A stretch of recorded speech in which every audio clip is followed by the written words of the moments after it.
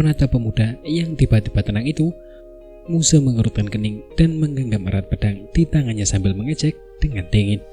"Aku tidak percaya kau bisa menumbuhkan sayap hari ini dan terbang," ucap Muse. Muse melangkah maju, perlahan menuju ke arah Xiaoyan. Ketika dia sudah cukup dekat, kakinya tiba-tiba mengentak tanah dan tubuhnya melesat maju. Pedang di tangannya menebas Xiaoyan dengan ganas. Merasakan kekuatan angin kencang yang bertiup di depannya, wajah Xiaoyan menjadi serius. Doushi dan Douse pada dasarnya adalah dua kategori yang berbeda. Dengan kekuatannya saat ini, akan sulit baginya untuk bertahan bahkan meski hanya 10 ronde di bawah serangan Muse. Mengandalkan kemampuan menghindarinya yang luar biasa, Xiaoyan sedikit menggeser tubuhnya dan mengambil beberapa langkah tergesa-gesa ke belakang, menghindari serangan Muse yang ditujukan untuk merasakan kekuatan Xiaoyan. Kaki Xiaoyan saling melilit dan secara aneh muncul di sebelah kiri Muse. Doki di dalam tubuhnya mengalir saat dia mengangkat penguasa Swan berat dengan tangan kanannya dan menghantam kepala Muse dengan keras. Kekuatan dahsyat di atas Muse tidak membuatnya panik. Dia mengangkat pedang di tangannya dan dengan keras mengayunkan ke atas kepalanya. Penggaris hitam dan pedang abu itu beradu, menghasilkan percikan api. Suara logam yang jernih bergema di jurang. Saat pertama kali bertukar pukulan dengan Doushi, Xiaoyan merasakan besarnya kekuatan Doki milik Doushi. Kekuatan yang disalurkan melalui penguasa Swan berat cukup mendorongnya mundur beberapa langkah. Dibandingkan dengan banyaknya langkah yang diambil Xiaoyan, tindakan Muse tampak jauh lebih santai, hanya mengambil setengah langkah mundur sebelum tubuhnya berangsur-angsur berhenti bergerak. "Pemimpin, bunuh dia, balas dendam untuk pemimpin kompi ketiga." Melihat Xiaoyan dalam posisi yang tidak menguntungkan setelah satu pukulan, para prajurit kepala serigala di sekitarnya segera mulai berteriak dengan gembira. "Senjata yang sangat berat," gumam Muse.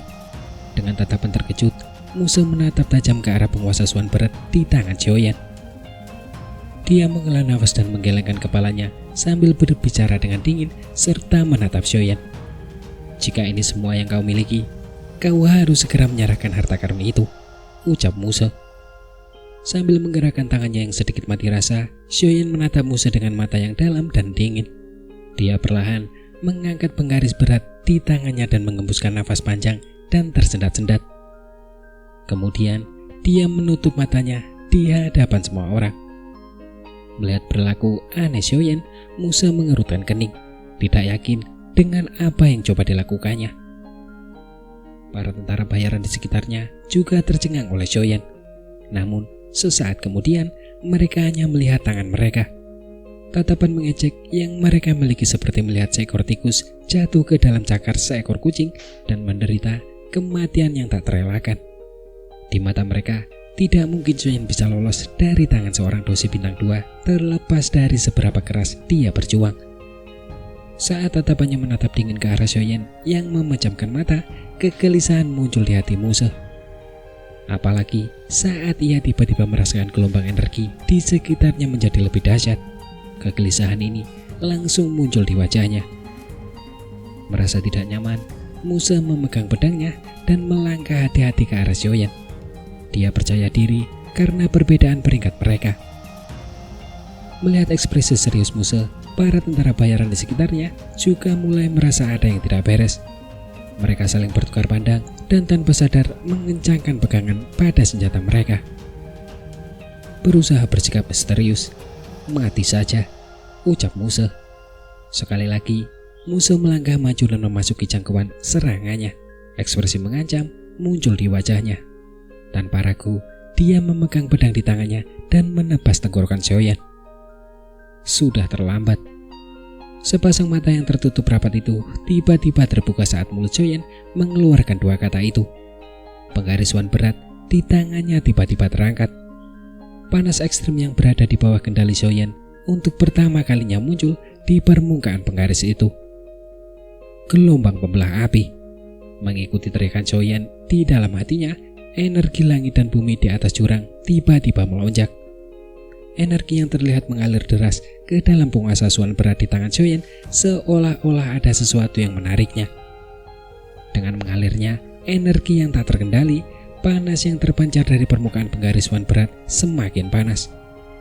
Pada saat yang sama, garis-garis aneh pada pedang itu juga memancarkan cahaya merah menyala. Setelah teriakan dalam hatinya, Dogi dalam tubuh Xiaoyan mulai mengalir keluar seperti air pasang. Hanya dalam sedetik, tubuhnya yang dipenuhi Dogi menjadi kosong. Merasa Dogi dalam tubuhnya hampir habis, Xiaoyan segera menelan pil pemulihan energi yang sebelumnya ia masukkan ke dalam mulutnya. Dengan dukungan Dogi yang diciptakan oleh pil pemulihan energi, Xiaoyan memperoleh kekuatan yang tersisa untuk melancarkan serangan. Penguasa Suan berat yang telah berubah menjadi warna merah menyala dengan suhu yang sangat tinggi ditarik melalui udara dan ditebaskan ke arah Muse dengan wajahnya yang penuh keterkejutan. Dari kejauhan, udara yang dilalui tubuh penguasa itu tampak terdistorsi seolah-olah ada sesuatu yang mengepul. Setelah Xiaoyan memasukkan benang terakhir Dogi ke dalam penggaris Suan berat, ujung penggaris itu menyala. Cahaya merah sabit sepanjang 5 kaki dilepaskan dari penggaris itu seperti kilat. Disertai dengan suhu yang sangat tinggi, cahaya itu dengan ganas menebas ke arah Muse. Cahaya merah menyala muncul di mata Muse. Saat cahaya merah sabit dilepaskan, mata Muse telah menyipit hingga seukuran kepala jarum. Dogi mengembun menjadi bentuk di luar tubuh. Ini adalah sesuatu yang membutuhkan setidaknya kekuatan seorang Dadoshi untuk berhasil. Bagaimana bocah di depannya ini yang hanya seorang dosa melepaskan serangan kondensasi Dogi yang begitu sempurna? Keterkejutan di hatinya hanya berlangsung sesaat. Muse tidak punya waktu untuk memikirkan pertanyaan ini. Dogi di tubuhnya mengalir deras dan Dogi berwarna hijau pucat menutupi pedangnya seperti menempelkan lapisan energi hijau ke permukaan bilah pedang. Pisau angin menari, ucap Muse. Setelah menarik nafas dalam-dalam, pedang di tangan Muse tiba-tiba mulai menari dengan liar. Banyak bayangan pedang berwarna hijau terus muncul di depannya. Di mata orang lain, seolah-olah Muse telah membentuk jaring pisau. Pisau angin menari. Ini adalah teknik Dao tingkat tinggi yang dapat digunakan Muse, yaitu tingkat Soan rendah. Dengan mengandalkan teknik Dao ini, ia telah mengambil gelar yang terkuat di kota Kingsan. Ketika menghadapi serangan yang tidak diketahui dan misterius ini, Muse yang selalu berhati-hati menggunakan jurus terkuat untuk bermain aman. Cahaya bulan sabit merah itu tiba dengan cepat. Sebelum tentara bayaran di sekitarnya dapat melihat apa cahaya merah itu, ledakan seperti guntur tiba-tiba terdengar di atas jurang. Saat suara seperti guntur itu menghilang, tanah tempat Muse berdiri berserakan di udara. Setelah itu, sebuah bayangan tiba-tiba melesat keluar dari tanah yang berserakan itu. Kaki bayangan itu menyeret tanah di bawahnya saat bayangan itu terdorong mundur sejauh lebih dari 10 meter sebelum mendarat dengan keras di sebuah pohon besar. Seketika, pohon itu meledak. Baru saat itulah bayangan manusia itu perlahan berhenti. Ketika semua orang menatap sosok bayangan itu, mereka langsung menghirup udara dingin. Sosok bayangan yang penampilannya berantakan itu sebenarnya adalah Doshi bintang 2, yaitu Muse. Menatap tajam ke arah Muse yang wajahnya tampak pucat dan ketakutan, semua orang menelan ludah mereka. Selanjutnya, mereka secara tidak sengaja mengalihkan pandangan mereka ke tempat tanah berserakan di mana-mana dan menemukan banyak garis retakan menyebar di sana. Garis retakan ini akhirnya berhenti secara bertahap setelah menyebar lebih dari 10 meter. Di tengah tempat garis retakan berasal, sebuah lubang sedalam 1 meter dan lebar setengah meter muncul di depan mata mereka. Di atas jurang, semua sunyi. Semua orang menatap lubang yang menyilaukan itu dan kemudian menatap Muse yang berwajah pucat sebelum merasakan gelombang pusing. Bagaimana seorang dengan kekuatan dosa sekitar 8 bintang mampu mengubah Doshi bintang 2 yang telah menggunakan teknik dosuan rendah menjadi kondisi yang mengerikan. Realitas yang brutal menyebabkan sudut mulut semua orang berkedut seolah tak percaya. Tanah yang berserakan akhirnya mengendap. Perlahan-lahan menampakkan sosok seorang pemuda yang memegang penggaris berat di tangannya. Wajah pemuda itu juga pucat pasi. Tangannya memegang erat penggaris hitam itu, sementara matanya yang hitam memancarkan fanatisme yang membuat orang lain menggigil. Meskipun penggunaan teknik Dou ini hampir menyebabkan Xiaoyan mengalami serangan balik yang berbahaya karena tidak mengeluarkan lebih banyak Dou-Ki daripada yang sebenarnya dimilikinya, Xiaoyan sangat puas dengan kekuatan yang dilepaskannya. Kesenjangan antara Dou Ze dan Dou Xi dengan mudah diisi oleh kekuatan mengerikan dari teknik Dou kelas D ini. Setelah batuk beberapa kali dengan keras, Xiaoyan sekali lagi mengeluarkan pil pemulihan energi dan dengan cepat menelannya. Dia menatap tajam ke arah tentara bayaran di sekitarnya. Dengan penampilan mengerikan sebelumnya, semua tatapan yang dihadapi dengan cepat menjauh karena takut. "Bunuh dia, cepat lakukan," ucap Muse. Muse dengan kasar mendorong tentara bayaran yang mendukungnya. Bagian tengah telapak tangannya telah pecah dan darah segar menetes ke seluruh pakaiannya. Wajahnya tampak mengancam dan tampak hampir gila.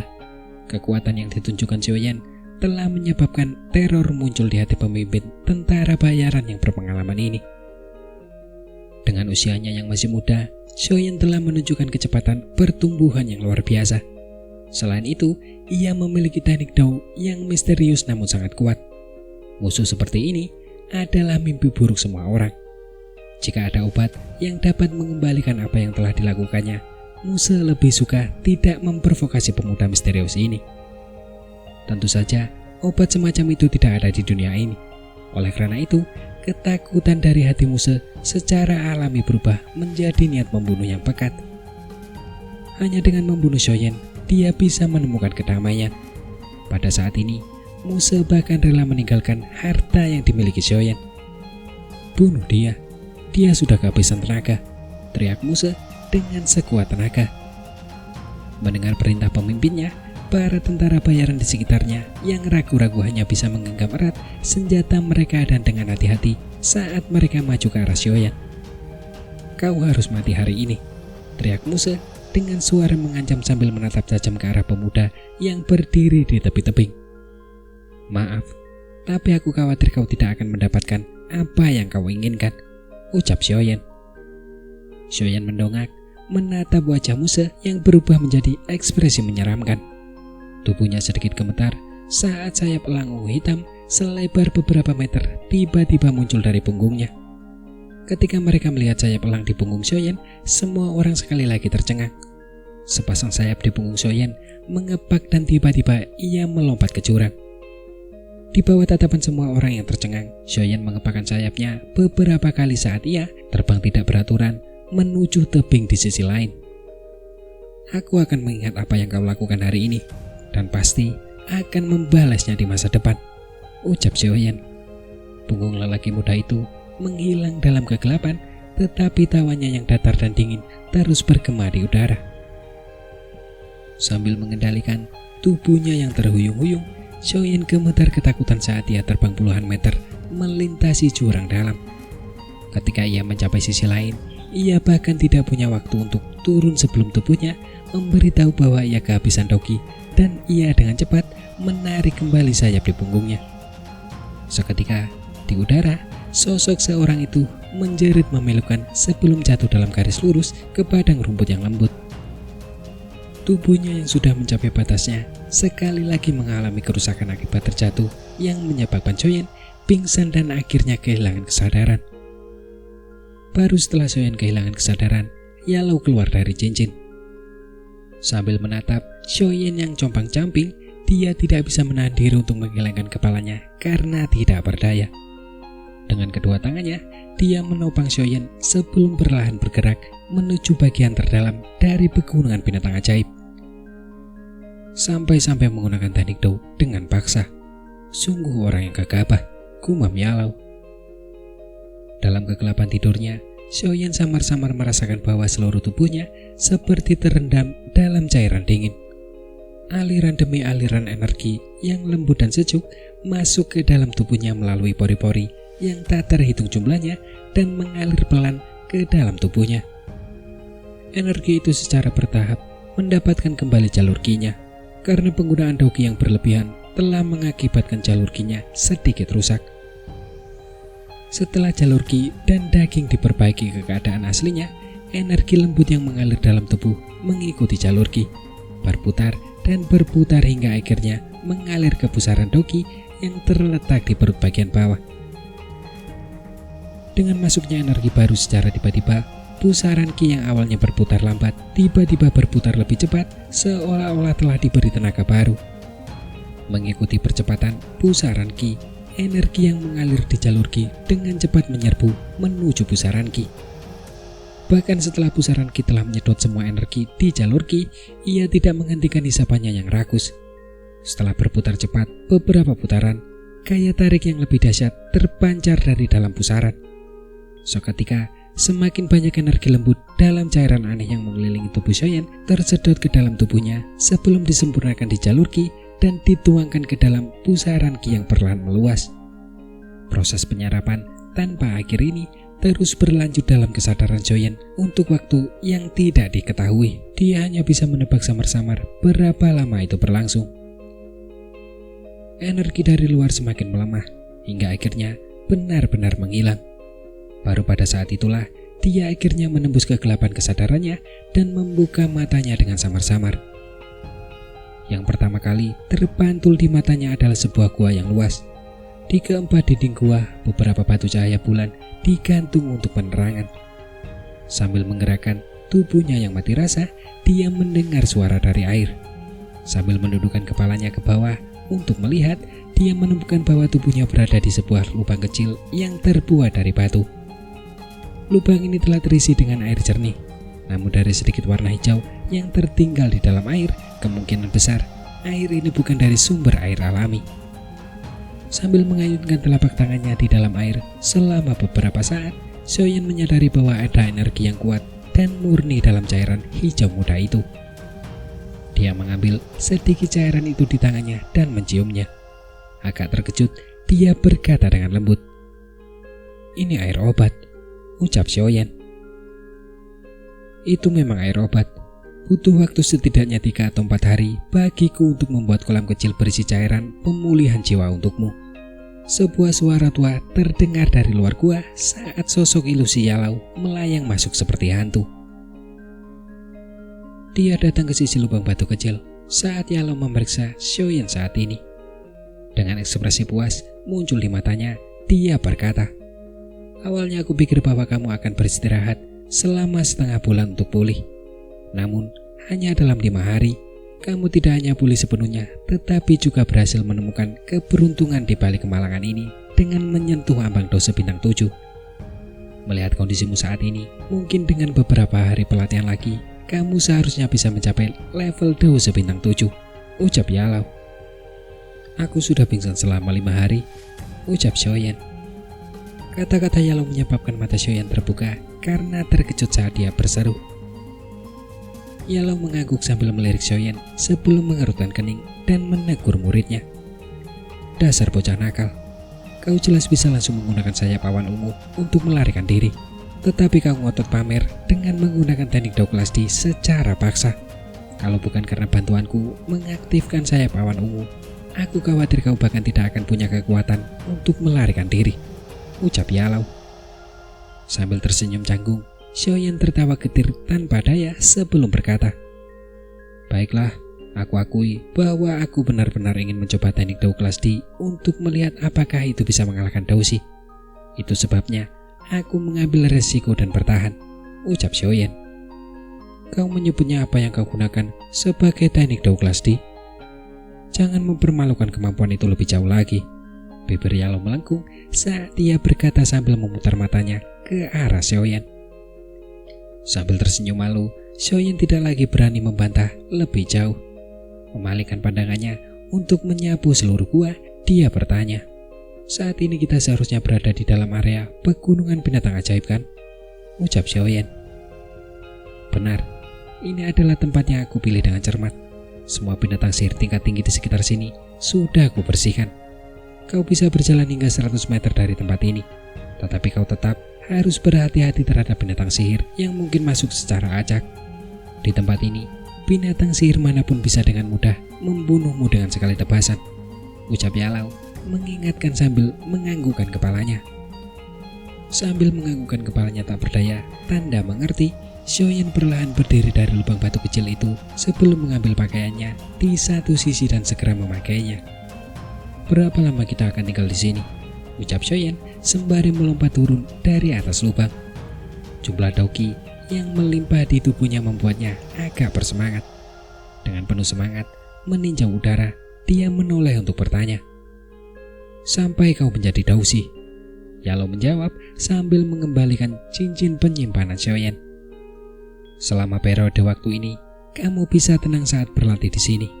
Apapun yang berhubungan dengan balas dendam bisa ditunda hingga kamu menjadi dausi. Selain itu, kamu tidak boleh ketinggalan dalam hal alkemia. Ada banyak bahan obat di area dalam pegunungan binatang ajaib. Temukan apapun yang kamu butuhkan untuk berlatih. Kalau tidak, kamu mungkin harus bergantung padaku untuk membantumu memurnikan pil setiap saat," ucap Yalo memberi instruksi sambil memperhatikan Shoyan mengambil penggaris berat misterius itu dan meletakkannya di punggungnya. Sambil menyeringai, Shoyan mengangguk dan sambil membawa penggaris berat yang misterius itu, dia perlahan berjalan keluar dari gua. Setelah mencapai tempat yang aman ini dan menjauhkan diri dari kejaran yang mengganggu, Shoyan tidak mengalami gangguan apapun. Saat ia berlatih dengan tenang, dauki di dalam tubuhnya menjadi lembut dan kaya, seolah seperti fermentasi anggur yang baik. Pada hari ketiga setelah ia sadar kembali saat melakukan latihan meditasi, Shoyan mengalami terobosan dan maju ke dausi bintang 7. Tidak ada sedikit pun perlawanan dalam terobosan kali ini dan malah berjalan semulus air mengalir. Shoyan juga sangat senang dengan peningkatan kekuatan ini. Setelah berhasil mencapai dausi bintang 7, latihan Shoyan melambat. Sangat sulit untuk mencapai 3 bintang terakhir di setiap level. Jadi untuk 2 bintang terakhir, Shoyan hanya bisa menunggu sampai mereka muncul secara alami. Jika ia mencoba untuk terburu-buru, mungkin ada beberapa efek samping. Meskipun waktu yang dihabiskan untuk berlatih dauki telah berkurang banyak, jadwal Shoyan untuk berlatih teknik dao menjadi semakin padat. Sekitar 100 meter dari gua, terdapat air terjun lain yang ditemukan Yalo. Di tempat ini, Shoyan yang telah menjadi dausi bintang 7 berlatih selama lebih dari 10 hari sebelum akhirnya mencapai dasar minimum yang diminta Yalo untuk menggunakan teknik dao tingkat D. Di bawah air terjun, Shoyan berenang ke tepian dan menyeka air di tubuhnya. Setelah menyelesaikan tugasnya, dia menghela nafas panjang. Baunya yang tadinya berat kini menjadi lebih ringan. Baru sekarang Shoyan yakin bahwa saat menggunakan teknik dao kelas D, dia tidak akan berakhir dalam situasi yang memalukan dan lemah seperti sebelumnya. Duduk di atas batu di samping air terjun, Shoyan dengan santai berjemur di bawah sinar matahari. Mengambil kuali obat yang dibelinya di kota hutan dari cincin penyimpanan, ia juga mengambil setempuk bahan obat yang berbeda sehingga menutupi permukaan batu. Sambil menatap kuali obat di hadapannya, Shoyan menggosok kedua tangannya. Tangan kirinya dengan ringan menempel pada mulut kuali, sambil mengeluarkan suara doki dari pusaran ki yang mengalir ke telapak tangannya sebelum memasuki mulut kuali dengan suara yang teredam. Doki itu mengalami transformasi aneh dari mulut kuali obat itu dan berubah menjadi api kuning yang agak pucat. Sambil menatap api yang telah berubah menjadi lebih gelap dari sebelumnya, Shoyan tersenyum puas. Menunggu sampai api menghangatkan kuali obat sebelum tangan kanannya memulai proses pemilihan dari berbagai bahan obat. Shoyan tidak berencana menggunakan resep Yalo untuk pemurnian kali ini. Diketahui bahwa setiap alkemis perlu meneliti dan membuat resepnya sendiri. Seorang alkemis tanpa resep pribadinya hanya akan merasa canggung saat ia bertemu dengan rekan-rekannya. Jadi setiap alkemis akan menggunakan seluruh hatinya untuk menghasilkan resep pribadi dari bahan-bahan obat yang tak terhitung jumlahnya. Tentu saja akan lebih baik jika resepnya bermutu tinggi. Telapak tangan Shoyan menggerakkan 100 jenis tanaman obat di depannya dan dengan gerakan cepat, ia mengambil buah merah yang mengeluarkan bau aneh. Buah markisa ular biasanya ditemukan tumbuh di tempat-tempat gelap yang digunakan ular ajaib tingkat tinggi untuk kawin. Melihat karakter seperti ular, buah ini memiliki efek afrodisiak. Setelah memetik buah markisa ular, Shoyan sekali lagi mengambil 7 atau 8 jenis bahan obat secara berurutan. Semua bahan obat ini semuanya tanpa kecuali bahan yang memiliki efek seperti afrodisiak. Melihat Soyen berlatih alkemia, Yalou juga diam-diam melayang keluar dari cincin. Namun begitu dia melihat bahan-bahan obat yang dipilih Soyen, alisnya yang tua terangkat. Meskipun segera setelah itu dia tetap diam saat dia berdiri di belakang Soyen. Setelah memilih bahan obat, Soyen melemparkan buah berwarna merah ke dalam kuali obat terlebih dahulu. Sambil mengendalikan api, air di dalam buah itu segera hangus. Seketika, buah merah itu berubah menjadi bubuk halus berwarna merah. Dengan perhatian penuh pada bagian dalam kuali obat, Soyen sekali lagi melemparkan tangkai bunga 7 daun berwarna merah muda. Bunga ini dikenal sebagai bunga hasrat. Aroma yang dipancarkannya biasanya menyebabkan binatang ajaib yang ada di dekatnya berguling-guling sembari melolong terus-menerus. Setelah memurnikan bunga hasrat menjadi bubuk halus, Soyen segera melanjutkan dengan melemparkan sisa bahan obat ke dalamnya. Akhirnya, 7 atau 8 bubuk berwarna berbeda itu menyatu. Kemudian, mencampur cairan bola kecil yang dimurnikan dari bunga hasrat dengan seluruh tumpukan bubuk. Semuanya menyatu sepenuhnya menjadi cairan berwarna merah muda. Setelah menggunakan api bersuhu tinggi untuk merebus semua air dari cairan merah muda, bola bubuk putih pucat tertinggal mengambang di kuali obat. Sambil menatap bola bubuk putih itu, Soyen menyeringai. Dengan lambaian tangannya, dia membuka tutup kuali dan menggunakan telapak tangannya untuk menyedot semua bubuk dari kuali dan memasukkannya ke dalam botol giok di tangannya. Saat Soyen mengagumi produk alkemia pertamanya, dia agak tergesa-gesa menggunakan tangannya untuk mengoleskan sedikit bubuk sebelum menggunakan lidahnya untuk mencicipinya. Akhirnya berhasil, gumam Soyen. Saat bubuk putih itu masuk ke mulutnya, seluruh tubuh Soyen terasa sedikit gatal dan panas. Dengan menggunakan dokinya, ia menekan rasa gatal dan panas itu. Ekspresi tersenyum di wajahnya dipenuhi dengan keanehan yang langka. Batuk tua yang terdengar dari belakang punggungnya menyebabkan wajah Soyen menjadi merah padam. Lalu kemudian dia bergegas menyembunyikan botol transparan itu. Jangan sembunyikan, itu hanya sebotol afrodisiak. Resep pertama banyak alkemis pria adalah hal semacam ini. Tanpa diduga, Yalou tidak menegurnya tetapi malah mengolok-olok Soyen. Soyen yang sedikit tertegun menghela nafas lega. Menoleh ke arah Yalou, dia tergegah dan bertanya, "Guru, mungkinkah kau juga membuat hal semacam ini untuk pertama kalinya?" ucap Soyen. Kata-kata itu membuat wajah tua Yalou memerah. Seolah merasa agak terhina, dia mengibaskan lengan bajunya. "Kau pikir aku akan seperti dirimu yang melakukan hal tidak pantas seperti ini?" ucap Yalou. Melihat ekspresi bingung Yalou, semuanya menjadi jelas di benak Soyen. Sudut mulutnya terangkat saat dia berdiri. Tepat saat dia bermaksud mengatur semuanya, gelombang energi yang dahsyat dan raungan singa yang menggelegar tiba-tiba meledak di langit. Mendengar auman singa yang ganas itu, raut wajah Yalou sedikit berubah. Matanya menatap langit di kejauhan. Di sanalah sumber energi yang dahsyat itu berasal. Dengan bantuan penglihatannya yang tajam, Yalou tampak samar-samar melihat sosok wanita yang cantik dan anggun. Itu adalah auman singa kristal ungu tingkat 6. Orang macam apa yang berani mengganggunya? ucap Yalou. Binatang sihir tingkat 6, gumam Soyen. Pupil mata Soyen sedikit mengecil saat dia menelan ludah. Itu setara dengan praktisi manusia tingkat doang. Siapa yang begitu berani membuatnya marah? ucap Soyen. Dari langit, gelombang energi yang dahsyat terus menciptakan suara gemuruh yang teredam.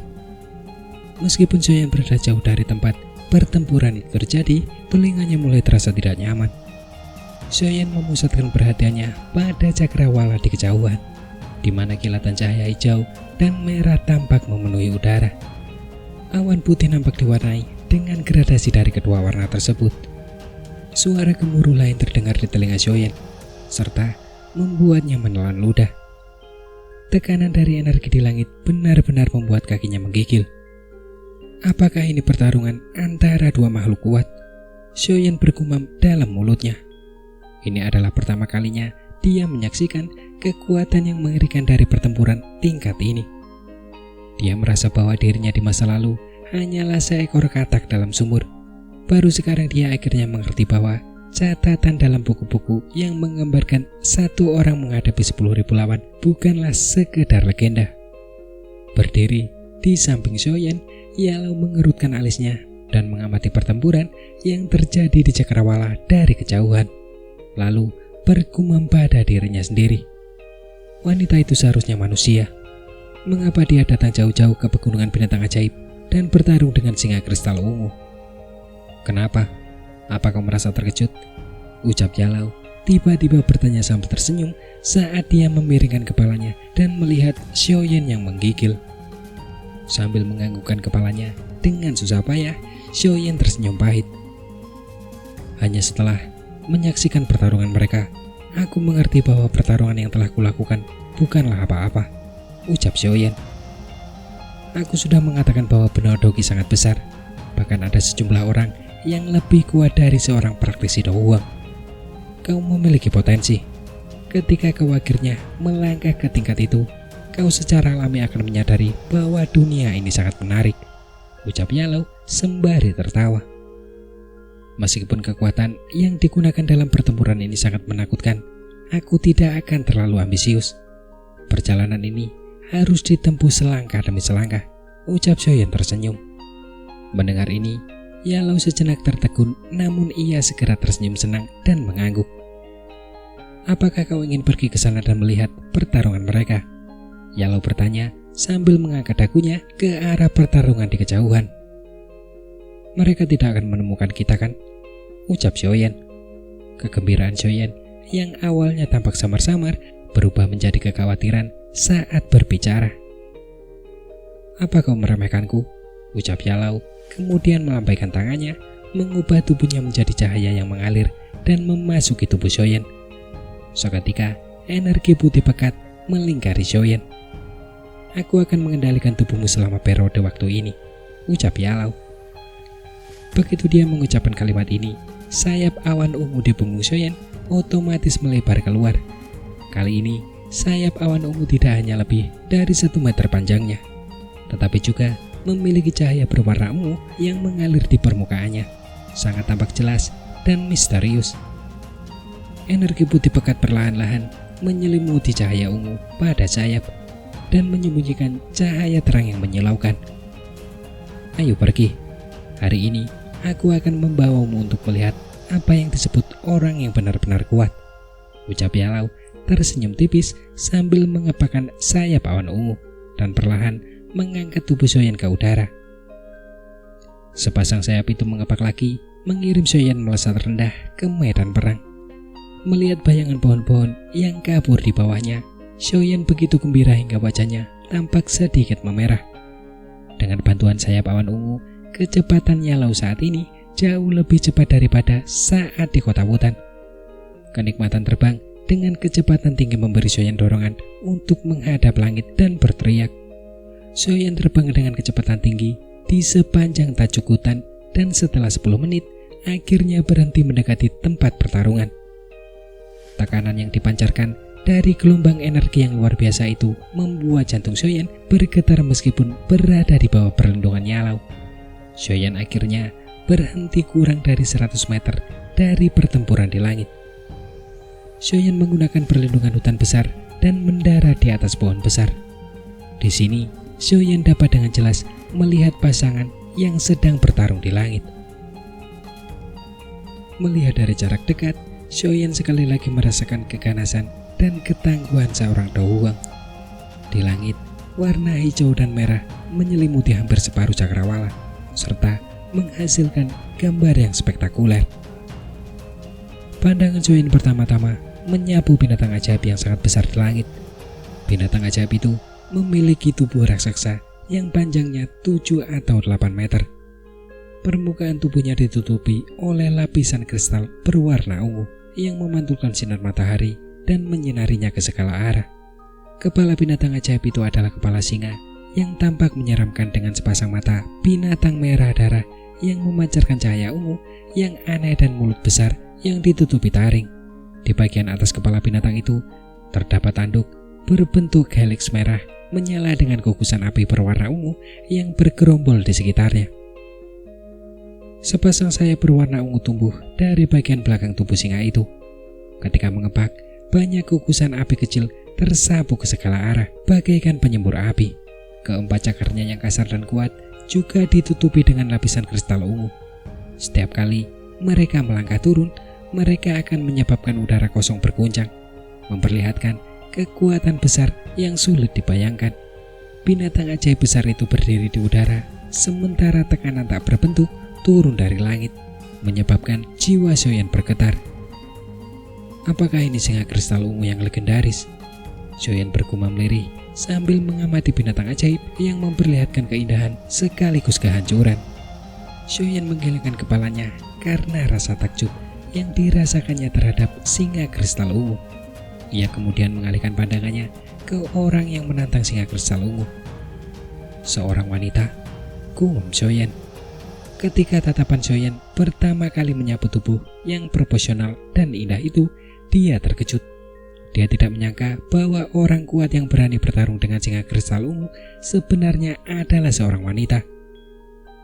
Wanita di langit itu menggunakan gaun ketat yang menutupi tubuhnya yang indah sambil memegang pedang panjang yang tampak aneh serta memancarkan cahaya berwarna hijau. Rambut hitamnya disanggah oleh aksesoris burung ponik yang tampak anggun. Wajahnya yang cantik bergerak sangat tenang, tidak menunjukkan sedikit pun perubahan bahkan ketika berhadapan dengan binatang ajaib yang sangat terkenal di benua Dogi. Di punggung wanita misterius itu terdapat sepasang sayap berwarna hijau yang tampak seperti ilusi. Sayap-sayap ini kemungkinan terbentuk dari penggabungan Dogi miliknya. Transformasi Dogi menjadi sayap merupakan simbol bagi mereka yang merupakan dawang atau lebih kuat. Wanita misterius itu berdiri dengan anggun di langit. Wajahnya yang tenang dan cantik memancarkan keanggunan dan keanggunan yang tidak dapat disembunyikan oleh gaun sederhana yang dikenakannya. Wanita manusia, mengapa kau datang dan mengganggu istirahatku? Singa kristal ungu raksasa di langit tiba-tiba meraung menggunakan bahasa manusia. Mendengar bahwa binatang ajaib itu berbicara dalam bahasa manusia, Xiaoyan awalnya terkejut, tetapi segera menyadari sesuatu. Setelah mencapai tingkat ini, binatang ajaib telah lama mencapai kesadaran dan memiliki kecerdasan yang tidak akan kalah dari manusia. Aku ingin meminjam kristal ungu milikmu. Wanita misterius itu membuka bibir merahnya saat matanya yang indah menatap singa kristal ungu. Suaranya yang samar terdengar dengan jelas. Kristal roh ungu.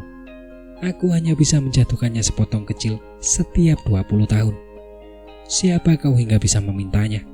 Kata singa kristal ungu dengan nada mengejek. Aku bisa menukarnya dengan sesuatu yang kau butuhkan. Wanita misterius itu juga tampak sedikit takut pada binatang sihir tingkat 6 yang terkenal karena keganasannya. Karena itu, dia tidak bersikap memaksa saat berbicara. Tukar tambah. Baiklah, kebetulan sekarang aku sedang dalam tahap transformasi tubuh. Kalau kau bisa memberikan pil transformasi tubuh, aku akan memberimu kristal roh ungu. Bagaimana menurutmu? Ucap singa kristal ungu melolong ketika mendengar saran wanita itu. Meminta begitu banyak. Pil transformasi tubuh adalah pil langka yang membutuhkan seorang alkemis tingkat 7 untuk berhasil memurnikannya. Menggunakannya untuk ditukar dengan kristal roh ungu itu dapat dikatakan lelucon, kecuali wanita itu idiot. Ucap Yalau mendengar permintaan singa kristal ungu. Yalau tertawa dengan suara lamanya. Xiaoyan mengedipkan matanya. Setelah mendengar pil ini untuk pertama kalinya, dia bertanya dengan rasa ingin tahu. Dari namanya, sepertinya pil transformasi tubuh ini digunakan untuk membantu binatang ajaib mengubah tubuhnya, kan? Lalu mengapa? Apakah pil ini sangat berharga? Ucap Xiaoyan. Dengan pil transformasi tubuh, binatang ajaib akan dapat berubah sepenuhnya menjadi bentuk manusia. Begitu mereka mencapai transformasi ini, kecepatan latihan mereka akan menjadi setara dengan manusia. Apakah menurutmu benda ini tidak berharga? Ucap Yalau. Shoyan menganggukkan kepalanya tanpa berkata apa-apa. Umur seekor binatang ajaib jauh lebih panjang daripada manusia.